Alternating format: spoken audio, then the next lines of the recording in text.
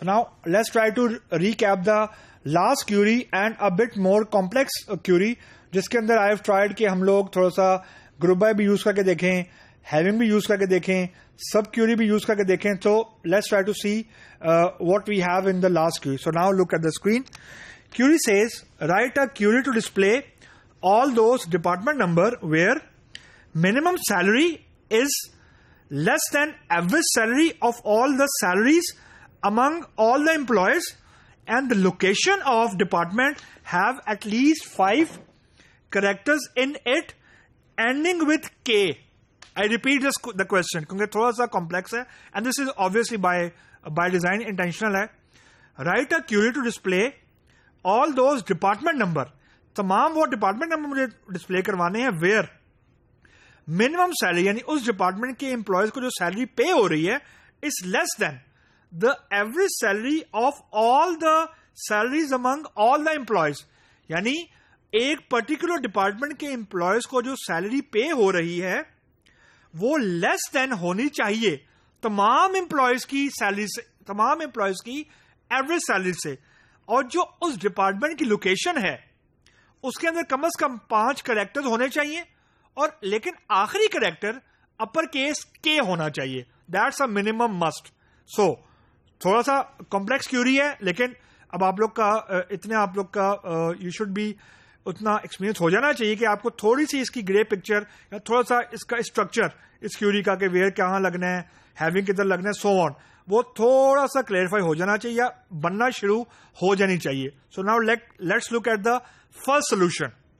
Solution is select E dot D E P T number comma min of sal from employee E department D where D dot DPT number equal to DPT number, ये primary की to foreign की है, and location like. अब ये 4 dots हैं और 1 is upper case A like के अंदर, यानी टोटल 5 कैरेक्टर है और एंडिंग विद अपर केस के है. तो 4 are dashes and 1 is upper case के. Group by E dot D E P T number having min of sal less than select avg bracket में sal from emp. अब यहां देखें मैंने जो सब क्यूरी लगाई है वो मैंने हैविंग के बाद लगाई है. अब फॉर एग्जांपल जो हैविंग के बाद सब क्यूरी है उसने सबसे पहले चलना है, यानी सबसे पहले एम्प्लॉय टेबल की एवरेज सैलरी कैलकुलेट होगी और वो जो भी न्यूमेरिक वैल्यू निकलती है वो रिटर्न होगी हैविंग में, और फिर ग्रुप बाय लगेगा एंड सो ऑन. तो I am not going to repeat के how group by work, obviously हम वो बहुत दफा डिस्कस कर चुके हैं. लाइक कैसे लगाना है वो हम बहुत दफा डिस्कस कर चुके हैं. सिर्फ जो पॉइंट डिस्कस करने वाला यहां पे ये है कि जो सब क्यूरी है वो वेयर में हमने लगा के देख ली है, वो एज गुड एज हम लोग हैविंग क्लॉज में भी लगा सकते हैं जो हमने लगा के देखी है, and it will run perfectly fine. एक और कैच जो उसके अंदर है कि मैंने जो ग्रुपिंग की है वो ई डॉट डीईपीटी नंबर की बेसिस के ऊपर की है, ना कि डी डॉट डीईपीटी नंबर. ये कैच है. अगर मैं डी डॉट डीईपीटी नंबर की बेसिस पे करता अगर, तो ग्रुप ही 4 बनते क्योंकि रेपिटेशन तो होनी नहीं है डिपार्टमेंट टेबल में. Department is a parent table. तो मैंने चाइल्ड टेबल के अंदर जो कि एम्प्लॉय टेबल है उस टेबल के अंदर ग्रुपिंग की है क्योंकि उसमें ऑब्वियसली रेपिटेशन हो रही है.